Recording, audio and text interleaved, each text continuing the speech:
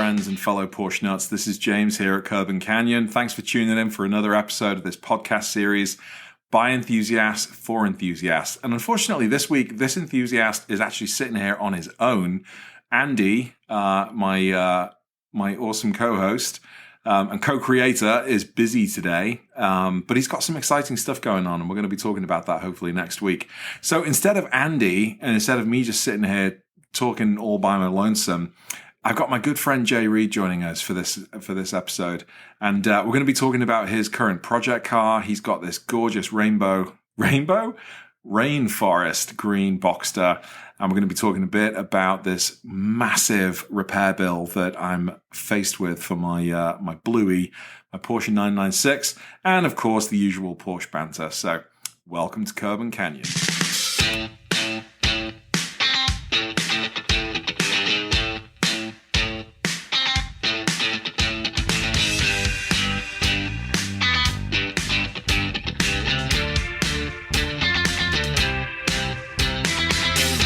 Mr. Jay Reed, how are you? How's it all? How's everything? Is that a real background behind you, or is that one of those fake Zoom backgrounds? A real one. Wow. Yeah. That's spectacular. Yeah. That's really beautiful. Yeah, I look good with any background, as you can imagine, but I'll try and lay one on for you. Yeah. I know. That's my driveway behind me. I'm impressed. For anybody listening, Jay sat in front of this absolutely idyllic Connecticut sort of Nantucket-like background in his fancy flowery shirt and his super new haircut. It's exactly where everybody would expect me to be. You know, that's the image I've been trying to get off for 2 years now on my YouTube channel. So I love it. Yeah, I love it. How the devil have you been? I've been great. You've been well. Yeah, I've been very good. It's been a busy couple of months. With cars and work and family and COVID and all that stuff. Haven't been getting in the garage or out in the car as much as I'd like. In fact, one of the things we'll talk about today is my car is currently in the garage in Porsche, Minneapolis, getting some rather extensive repair work done. Oh, no. Yeah. So, Oh, no. We'll get to that. Okay. But before we go any further, let's just double check. You're recording, you can hear me, we're good to go. We're good to go. We are talking, my friend, already. I came fantastic. Prepared. You're a good I've lad. done this before. Well, you see, You have done this before, but, the co-host that's usually here with me, Mr. Andy Gaunt, I can't tell you how many times we're late, it's not recording, his mic's not working, I don't know. So unprofessional. This is when you choose an Australian. This is what you get, right? So exactly. he's a good guy, Andy. I've been enjoying your Curb and Canyon. I'm glad. Podcasts, thank you very actually. much. Thank you very much. Very good. You're a good couple and very entertaining. Even though Curb is not spelt with a C, mate. Oh, Curb dude, is spelt with a K. Don't even get me started. We went round that one. And Andy was actually advocating for Curb with a K, but, I said, look, I'm sorry, I'm living in America and I've got to do what the Americans tell me. So here we are with the C. I know. You're letting the side down. We're all Queen-fearing people here as Australians and Brits, and it seems like you've become an American, haven't you? So man. That's the route you want to go. Yeehaw. Yeah, exactly. All that good stuff.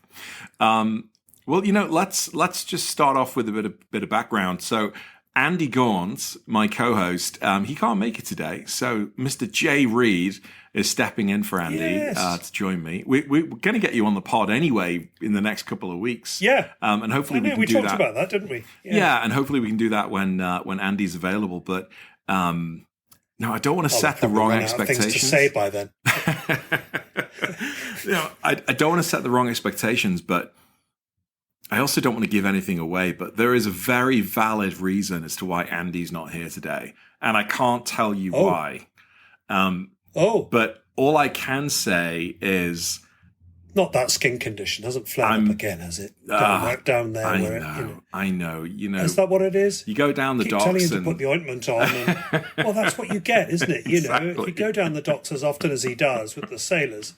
Sorry, Andy. No, I know. Sorry, Andy. And especially if Andy's wife's listening, it's all true. But, anyway. Andy's doing something big. He's doing something really big. And it's something that I think people are going to be interested in hearing about. And I for sure, whether we record it on a podcast or not, want to hear about it. But I promise not to give anything away. And so, yeah, he's unavailable. Well, that's leaving us. That's going to be interesting, isn't it? Is he going to put it on his YouTube channel? Maybe. Will we discover it somehow? Maybe. Maybe. Okay, Maybe. You are a man of mystery. Well, Andy, I hope that works out for you. I'm looking forward to hearing about what it was. So interesting. Yeah, James, I think there are going to be a lot of people interested in it. And yeah, man, it's going to be great. Anyway, let's not dwell on what we can't talk about. Let's dwell on what we can talk about.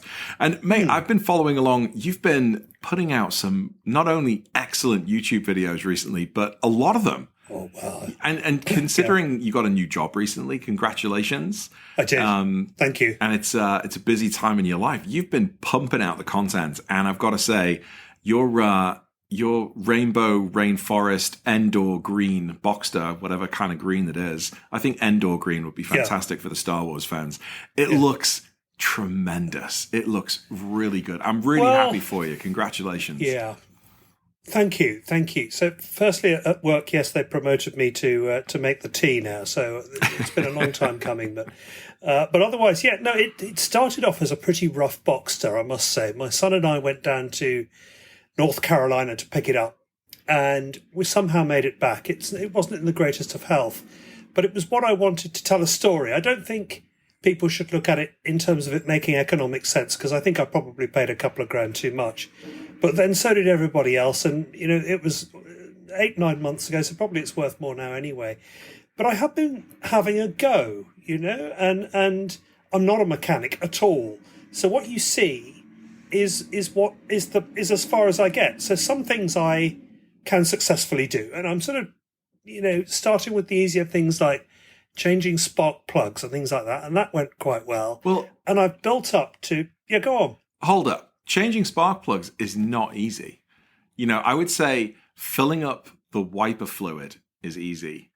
And then taking a step up from there, if that's like the Vauxhall conference, taking a step up into Division 4 is like changing the engine oil. But spark plugs and coils, and yes, that's really good. I've been amazed.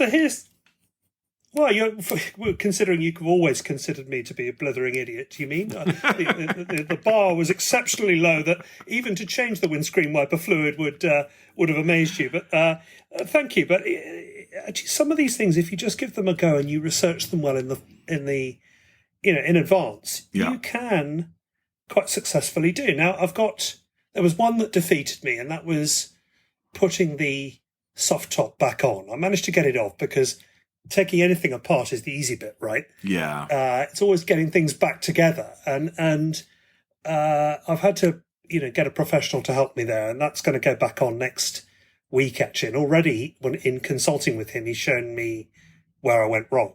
So there are jobs. And then I've got to do the suspension, which honestly is a bit of a worry. I mean, it drives okay at the moment, but there is one leaky shocker. Okay. Shock absorber, damper, whatever you want to call it. That requires, there is an axle nut on there, which has to be loosened and then tightened back up to 340 foot-pounds. Wow. Yeah, exactly. So that's the sort of, I've got to do it because I bought all the kit now. Oh, you have? Except for a torque wrench that goes up to 340 foot-pounds. So if anybody has got experience listening to this wonderful podcast that could help me, then, somehow communicate with me. And I'd love to know how you did it. Well, I think the torque wrenches that go up to those kind of numbers, you see them in the Olympics during the pole vault. They're pretty long. That's right. I can see me doing it at the end of my driveway. At about 30 foot off the top of it, trying to get the thing down. Exactly. So a lot of leverage. That I've got to build up a lot of confidence to get there, but I've got to do it before the winter comes. Yeah. So some stage between now and, I suppose, winter begins here in sort of October, November time, you'll see a video of me probably failing. And having to get some kind of mobile mechanicking, because I will have got it apart okay, but not be able to get it back together again, So that will be embarrassing for my street cred, I think. Well, I think you've done an absolutely fantastic job. And you're right, the bar was very low because, I generally see you as a blithering idiot. I'm just glad you can find your keys in the morning to turn your car on. But no, I mean, so Couldn't find my arse in the dark with both hands. Oh, absolutely. No, I think, the coils and the spark plugs, I was very impressed with that. I thought that was great. Oh, thank you. I thought the job you did on the center console with the gear shifter was really good. Oh, yeah. Thank you for the shout out, by the way, for the inspiration for taking out that center console, which you didn't give me. But that's okay. It's all right. I don't mind. It was there in spirit. Was it? That was very good. I never like to give you any of that attention because it just goes straight to your head, as you've just demonstrated. But that has made a huge difference. If you drive a 996 or a 986, I put the 997 shifter into it, and it was a bolt out, undo the bolts, put a new one in, good as gold, and it's just transformed the gear throw. It's really, really good. I was impressed by myself with that one. Did you like my heater repair with my? I was going to say, I had to hack into the plastic. It was a little bit Blue Peter. It was a little bit hacky, but no, you did it. You got it. It works. Yeah, I'm impressed. That was fantastic. I think the favorite one. Well, actually, let's also talk. You've got those beautiful seats in there as well. Now you've done the sparks. You've done the seats. You've done the new shifter, which is fantastic. You did the heater. You've done the headlights. You gave them a bit of a buff and a clean. You've attempted the soft top. It's your paint correction video that really intrigued me, and I've watched it several times now. Partly because have you? It's you, right? Yeah, that's me. I really don't know too much about cleaning cars, and certainly not too much about paint correction. I get it conceptually, but I always think that I'm just going to do one thing wrong and I'll end up putting loads of swirl marks in the paint because I'm just a muppet and I don't know what I'm doing. Yeah. But I was sort of on the edge of my seat watching you do the paint correction. Before you even got that, the dent repair that you tried, I think there were a couple of dents that you were quite successful in, but there was one where the dent sticky kept on coming off. And at one point, I swore that the paint came off the car. I was like, he's done it. The paint is ruined. Yeah. He's ruined it. You see, all of the fears that you had, I had too. Yeah. And I just thought, well, I'm never going to know unless I just do it. So I just did it. And I bought all the kit, a DA, a dual action polisher. I've actually got a rotary as well to do the headlights, but they're deadly. Don't go anywhere near those with your paint. Really? They will just take your paint. Yeah, a DA is really forgiving. Okay. And it's just a question of starting with a fairly low grade pad, foam pad, and then working your way up until it starts to take the scratches out, or the swirls out, I should say, same thing. So that was that. And that I just sort of took my time with it. And my God, it took a long time. I mean, It took me, that's probably a 10-hour job that you saw there, if not 15. Wow. It took a long time because I had to do it several times. The dents, it was just a little hot glue, pull it out kind of thing. It sort of worked for a small dent. If you've got a big one, you've got no chance. It is actually supposed to snap off because that's it preventing the paint coming off. Oh, that's the point. I see. And you're supposed to apply a bit of heat, which I didn't do, but it did pull out the dent that I needed it to, and it sort of worked. Not the best thing, but it's only me having a go, really.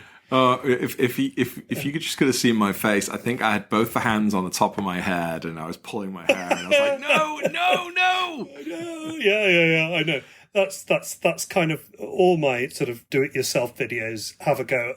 Everybody, I think, watches them with their, behind the sofa going, oh my God, what's he doing now? Yeah. No, don't do it like that. That's ridiculous. Well, I think at the same time, though, I know a lot of people would be watching that just being super impressed, and you've probably given loads of people the confidence to tackle some of those jobs themselves. Oh, yeah. So, I mean, really good. I get lots of comments. Saying, oh, right, okay, that's how you do it. I was waiting for somebody else to have a go. And I'm also getting the odd request. Could you do this or could you do that? There you go. Yeah. So the next one is going to be the air oil separator. Which is, I'm going to do that next because I'm just getting a touch of white smoke on startup. It clears off quite well. So I'm going to do that. I'm going to clean the mass airflow sensor and the throttle body. So we'll see how much of a balls up I can make on that. I would imagine it's quite considerable. So have you had to go into your pocket for anything you've broken, though? I don't think so. No, nothing. No, I haven't. I mean, the hood, the soft top, I should say. In the UK, we call them a hood, but the soft top, the one that I had bought, didn't end up in a very good condition after I tried to put it on. Yeah, and that, and as I'll speak to that in the video when I get to it. But the manufacturer of it did get in touch and was very nice about the whole thing. I'll explain that in my video when I get to it. But that was the only thing that I had any kind of a mishap, and I haven't done any damage to the car really, which is like miraculous, really. But yeah. That's fantastic. It's actually a much better car than it was when I bought it. Yeah. It's actually for the summer now where we're all drowning in heat here in the East Coast. It's just lovely. It's really, really nice just to potter around it. And you just feel great. And what's the Boxster life, considering, you've just closed the door on the 911 life for the time being with selling your 996? Is it much difference? Is it still just, the Porsche driving experience? It is a bit different. I mean, it's certainly the Porsche driving experience. I mean, it's considerably slower. So you in your, if we were out together and you were in your 996 and I was in my Boxster, I wouldn't see which way you went. But having said that, it's a soft top sports car built by Porsche with a flat six and a soft top roof and some sports seats. What's not to like about that? Yeah. And when you put it in those terms, you just think, well, it's not a 911. And the problem with a lot of Porsche enthusiasts is they all disappear up their own backsides about, it's a 911R with this paint and this stitching. And sorry, mate, I know you're a big fan of the old... deviated stitching. The old deviated stitching. But, if you just accept it for what it is, which is a pretty nice little sports car for not a lot of money, which is quite easy to work on, you have the time in your life in it. It makes the right noise. It handles well. It's comfortable. The air conditioning works. What's not to like? Yeah, that's fantastic. Having said that, the 911 is a better car. It just is, and I want another 911 now. But we'll see. We'll see where this goes. We'll see where this goes. But. Yeah, I mean, they're not rarities anymore. There are always going to be some out there that you can own. So just enjoy the Boxster for now. Oh yeah, wait for absolutely. Now is not really the time to buy at all. God, my God, it's just ridiculous. So you got yours is the first generation Boxster, right? With the runny eggs. It sort of is. It's got the 2.7 as opposed to the 2.5, but it has got the runny eggs. I went out looking for something quite specific. I wanted the runny eggs because I think they look nicer than I think they've aged better than the clear headlights. So I wanted something with the runny eggs in a fabulous colour with a bit of neglect or downside to it that I could sort of try and have a go at. Yeah. So I kind of got the ideal car. The economics have worked out, I think, fairly well. I haven't spent a lot of money on it. Yeah. In fact, I've saved a lot of money. I mean, the car economically probably wasn't worth saving because, if you've got to put an IMS bearing in, you've got to change the suspension, you've got to do all of this and that and the other, you soon rack up 12, 13 grand, which is absurd. Yeah. But the amount of money I've spent on it, and there's nothing wrong with the car, I've hardly spent any money at all on it, really. Yeah. The seats were expensive. So it's been probably economical, just. Do the seats make a big difference? Because I'm currently looking at a set of sports seats for the 996. I'm not sure I'd do it again. You'd probably be okay in the 996 because you've got a bit more space. I'm 6 foot, as you know. I'm not a man-mountain like you. What are you now? You're about 9'4", aren't you? Exactly. You're growing, I think. And 600 pounds. 900 pounds, exactly. So I'd just fit in a Boxster.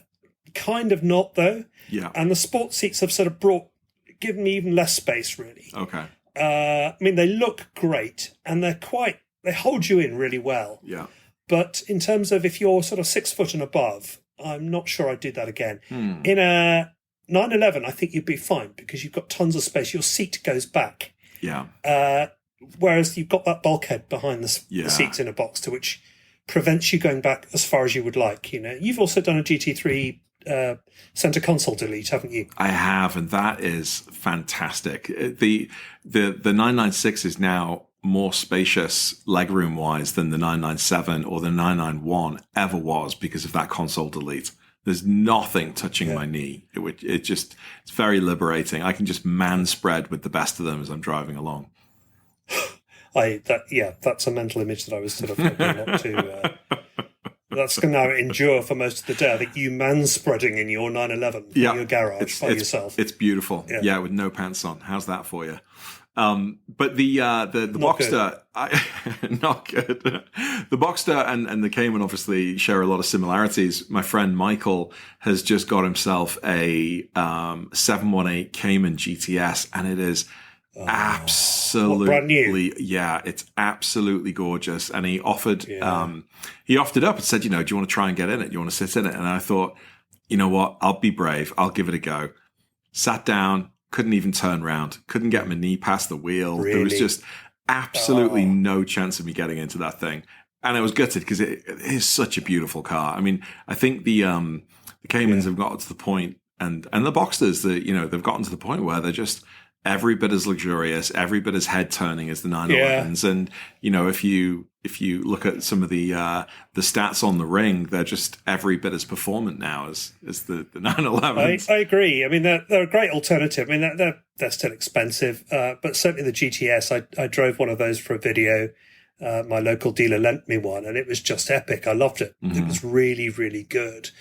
But even now, I'm thinking with my Boxster, kind of, given that I've had a 911, I probably would have a 911 again, I think, just for the space. And would you keep the Boxster and get another? Well, I might do 996, or would you maybe get it and trade up? I don't know. It all depends on how much money I've got at the time. I've got 2 kids going through college with 1 left to go. But the Boxster isn't worth a lot of money, and all the work I've done on it, I've done myself. Yeah. And it's sort of, well, that's nice. It's a nice looking car now. And is it really worth selling?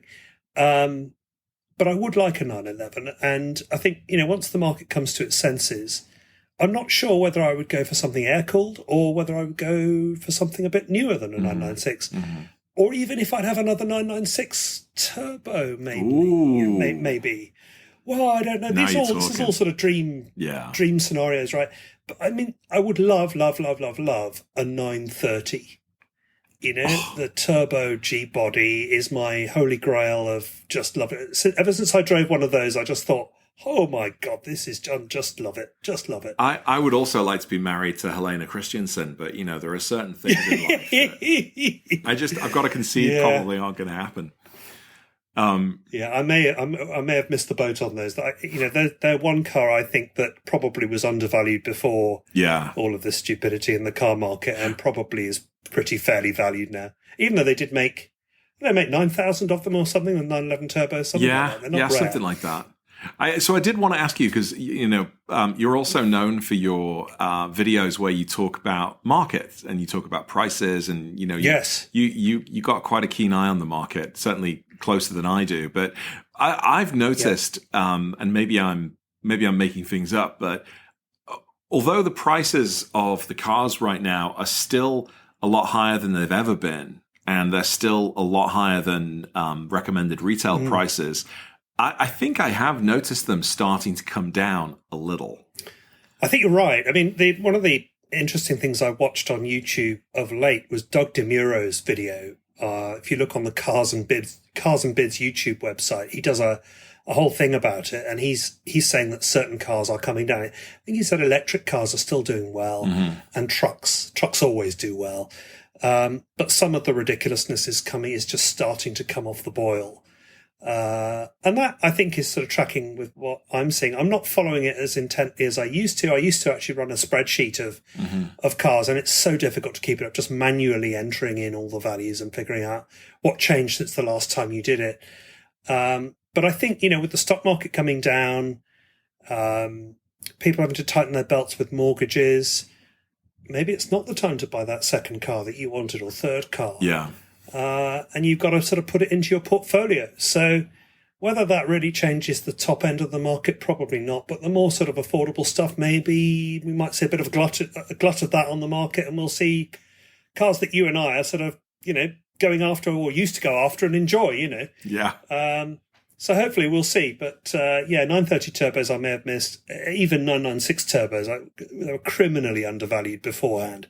We used to be able to pick one up for 35, 40 grand. Yeah. And I'm telling you, my friend, they're a better car than 35, 40 grand. Yeah. They really are. Oh, yeah. Yeah. That Metzger engine, you haven't got the IMS issues. Okay, you might not like the fried eggs at the front, the Mark II, the Dot 2 version of the fried eggs, but that's a hell of a car. And if they're not 100 grand cars in my view, but they probably are 65 grand cars all day. Yeah. Well, and, I think 30 grand, 35 grand is what Ruthie spent on a Camry a few years ago. Exactly, yeah. Right. Would I have a Camry or would I have a 996 Turbo? Let me think about that one for a second. I'd rather kill myself than buy a Camry, but yeah, there we are. Yeah, well, we don't have it anymore, thankfully. But, we still have a Toyota Highlander. But I've been looking at, what's, coming up for me. I had my 991. I shipped that on. The 996 came back from the dead. I just did a road trip with it. And the plan before I went to the Rockies was to sell it. And now I've enjoyed it so much. And I just like looking at it, really? to be honest. Yeah. No, this is interesting. So let's explore that because the 991 is quite a modern car. Mm-hmm. I mean, you could get it in it today and think that it was a modern car. It was just a new Porsche. Yeah. A 996 really isn't. I mean, you feel as if it's sort of 90s technology, early 2000s, which is what it is, right? Yeah. So that must have been for you, James, quite not a come down, but just a culture shock. It was. Right, okay. And it's a smaller car as well. It is a smaller car, but, I've managed to do a few things to it which have allowed me to sit in it more than comfortably. So I've got an extra 4 inches of legroom now because the seat goes back further. With the rails that I've put in, the center console delete has just transformed the legroom. And it was a comfortable car anyway. But driving it out there, there was something about the manual engine, the fact that the wheel's a little harder to pull, the brakes are a little splashier. Yeah. Aren't they? It's more of an analog, raw kind of. You're taking me back experience. to when I first drove my 996. That was exactly the reactions that I had, which is these brakes don't work. I thought Porsche were good with brakes, and you just have to apply a bit more energy to your right leg, And but actually, once I had acclimatized myself to it, I really enjoyed driving my 996. I mean, I was an evangelist for it. I still am, even though it's gone. I drove it down to tow the Dragon twice. We went to Chicago in it, and it was fine as a long distance cruiser. Did you find that on your tour of the Rockies? I did, and actually, I was dreading being in that 996 cabin for 2,000 miles over 5 days, having just recently done a long trip in a truck and the 991, but it was absolutely fine. Not once did I feel crammed in that cabin. Not once did I get cramp in the left bum cheek or whatever happens when you sit in one position for too long. I loved it, and actually before we even got to the Rockies, I was thinking to myself, wow, I really like this car. I shouldn't get rid of it. Surprising, isn't it? It is. It really is. And so I've been thinking recently about what to do, and I started on this thread actually just a few minutes ago because you're mentioning the 996 Turbo. I've been looking quite seriously at 997 turbos. Which, lovely. Yeah. I loved the 997 I had, and I do quite fancy a turbo, having driven a couple of them recently. And the 997 turbos and all the 996 turbos, I think there's a real sweet spot there of affordability and enjoyability and just adrenaline. But I do agree. But oh yes, my 996, after putting 10, 15 grand into it with the engine and the transmission, and it was driving beautifully. It's been quite uncomfortable the last week or so.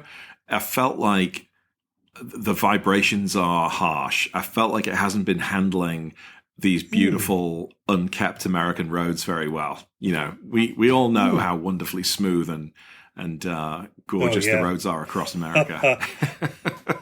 Because we invest in infrastructure all the time. But it turns out I need 2 new shocks at the front. I need a new ABS pump. I'm getting an ABS error message in the dash. My sunroof motor stopped working halfway around the Rocky Mountains, so I've been. And you use that for driving, don't you? You have your head out the top, don't you? Exactly. That's one of those measures you had. You open the sunroof to. That's right, like Noddy and Big Ears. That's right. Yeah, but so the struts, 2 replacement struts. So I thought you were going to say there was more catastrophic engine failure. I thought that's where you were going. Well, I thought, oh my God. Thankfully not. But it's still 15 grand's worth of work. You know. You're joking. I am not joking. The struts, working parts is about 4 grand. What? Because in addition to that, I need alignment and wheel balancing. But yeah, so that's the labor and the parts for the front suspension struts. And there are some other things in there that they need to replace as well. Right. The ABS failure has been traced back to the ABS pump or the ABS module, which sits in the frunk. They quoted me $7.5 grand to replace that. Of which $6,800. That's ridiculous, right, dude? But of which $6,800 is the cost of the part. They literally unscrew it, unplug it, put the new one back in, test it, and it's done. But the part itself is like just shy of $7 grand. That's ridiculous. Absolutely ridiculous. And can you get it cheaper elsewhere? Well, so I've been looking into that. There's a repair service on the East Coast that will fix broken ABS pumps for about $300 or $400. So I thought that would be worth a go, assuming that I can take it out myself and keep the car in the garage. You can buy used ones off eBay anywhere from $20 to $1,000. Yeah, you don't know what you're getting, do you? No, not really. And then, of course, my friends over at LA Dismantlers, they've got a couple, and they're asking $1,500, $2,000. And parts aren't cheap from LA Dismantler. I think they'll even say that themselves, but they have a lot of parts that people need. So if I can do it myself, if I can find a used part, maybe I can get away with, maybe $1,000 or $1,500 worth of damage instead of $7.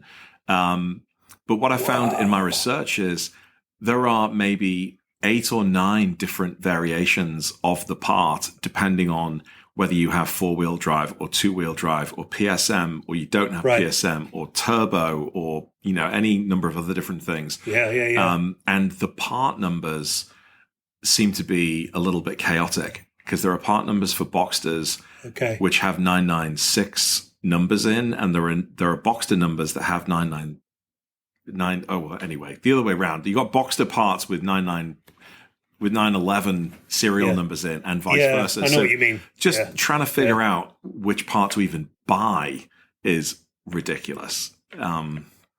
So I think you've probably done something pretty sensible, which is to go to the Porsche dealer to get it diagnosed at least, right? Yeah. I mean, then you've set yourself up for the best chance of success, because this is what I did with the Boxster. I took it to Speed Sport Tuning, which is a world-renowned Porsche independent near me in Danbury, Connecticut, and they diagnosed all my problems and told me what I needed.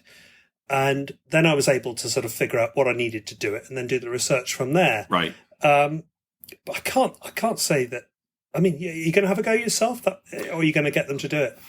So I'm getting them to do some of the work. Having just replaced the control arms and the struts at the front of the suspension, I know enough that I don't want to do the coils. I don't want to do the struts myself. That just is a job I don't think I would enjoy. So they're going to do that for me. And also just because... Me neither. You're doing it though, right?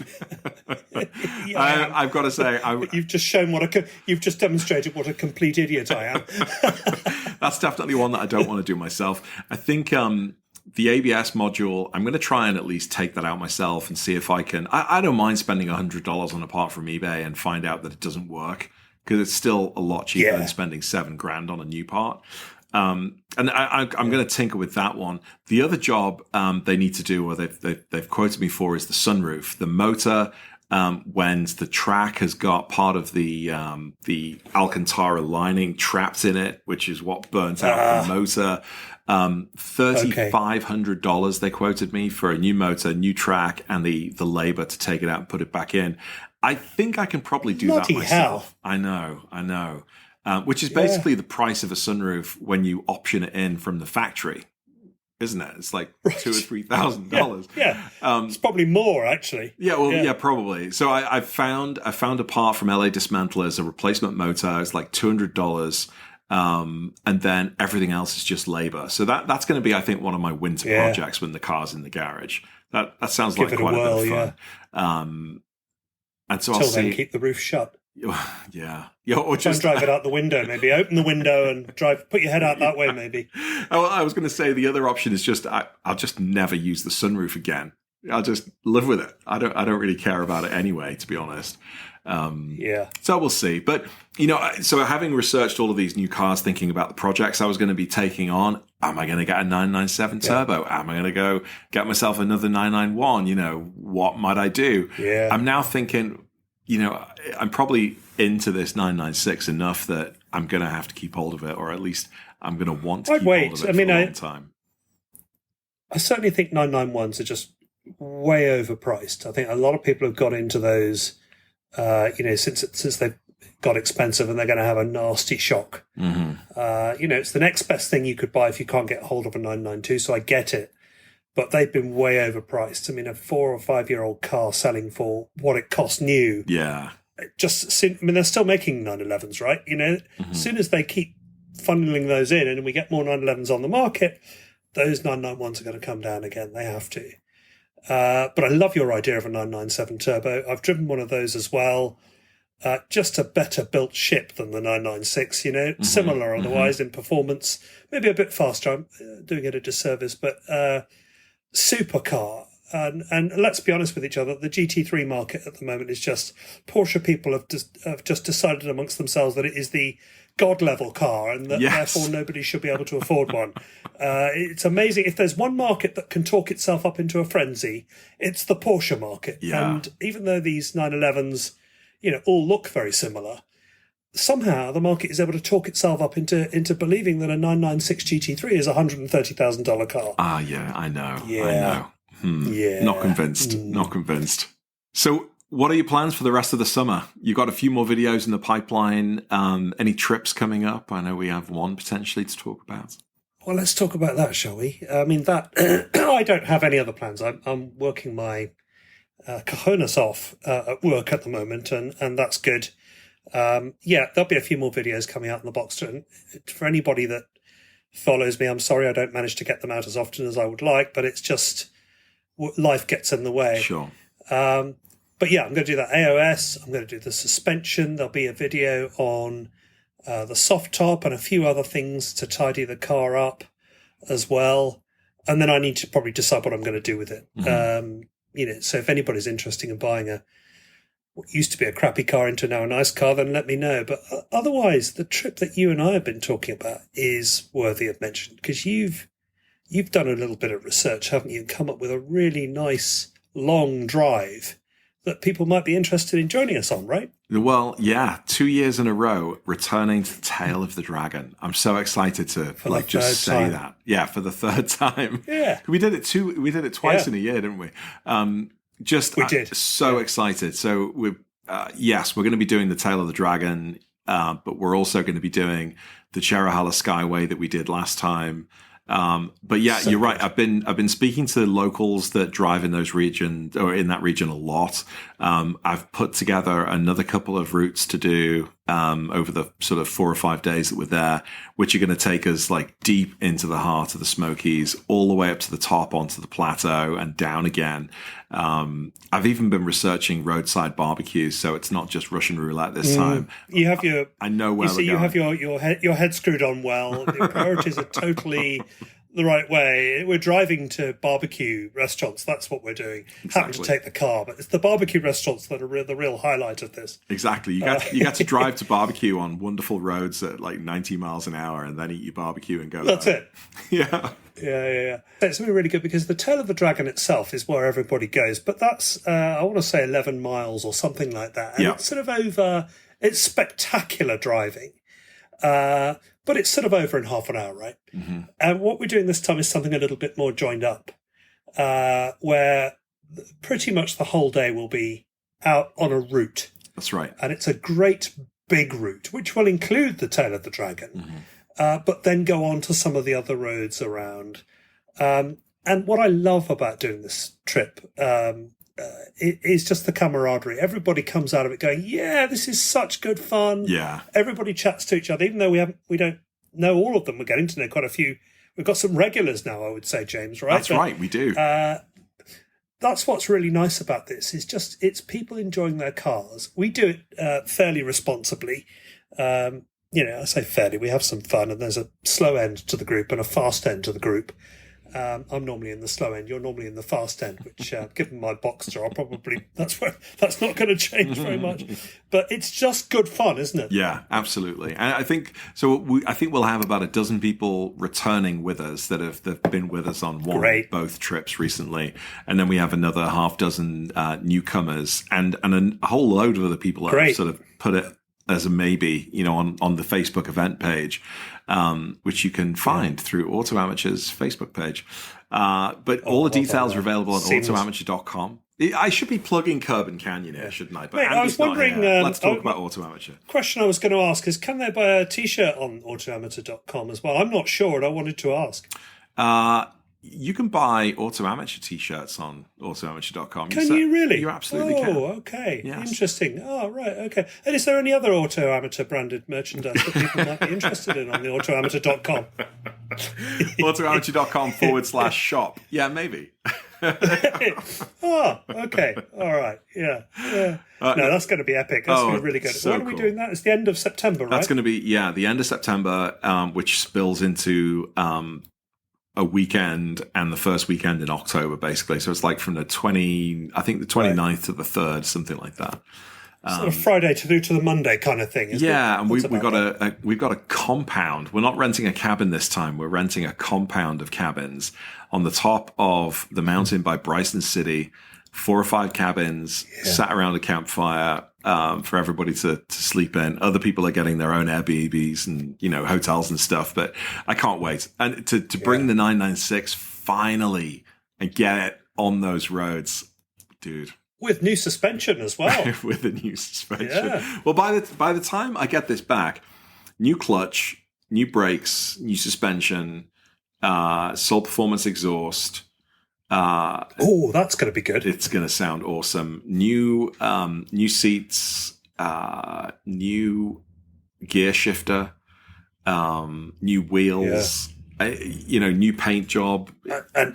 And hopefully a little bit of deviated stitching, right? I mean, come on. Oh, of course. Absolutely. Yeah. That's what makes it go fast, right? Yeah, go faster, deviated stitching. Absolutely. I need to start wearing T-shirts, shorts and undies with deviated stitching just to tie in with the car. I think that's a good idea. I think you should absolutely do that. You know what? I haven't got there yet on the car. Not a single piece of carbon fiber. Not one. Wow. Well, are you all right? What, have you been ill? Or? No, You've had COVID, have you? It's changed something in you? Pretty much. I'm terrified of starting again because with the 991, I thought I'll just get this, then I'll get that, and then I'll get this, and then all of a sudden... Carbon, dbcarbon.com, I think it's called, or macarbon.com. Yeah. 2 different do all companies. The 996 stuff. Yeah. Right. And it's exquisite. And I did think about it, and they do it for the Boxster. I don't think it's right for the Boxster because I haven't quite got that colour scheme. Okay.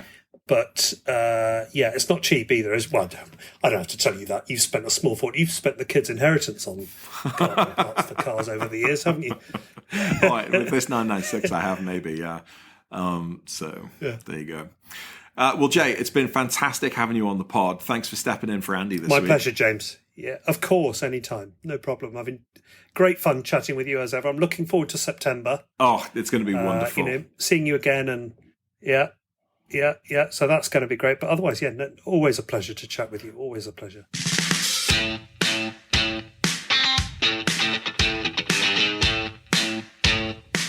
Well, that's it for another episode of Curb and Canyon. Thanks for tuning into the pod. Andy will be back in the next episode with lots of exciting stuff to talk about on his journey today to Sydney. And get out and drive. Enjoy the weather. Speak to you soon. Take care.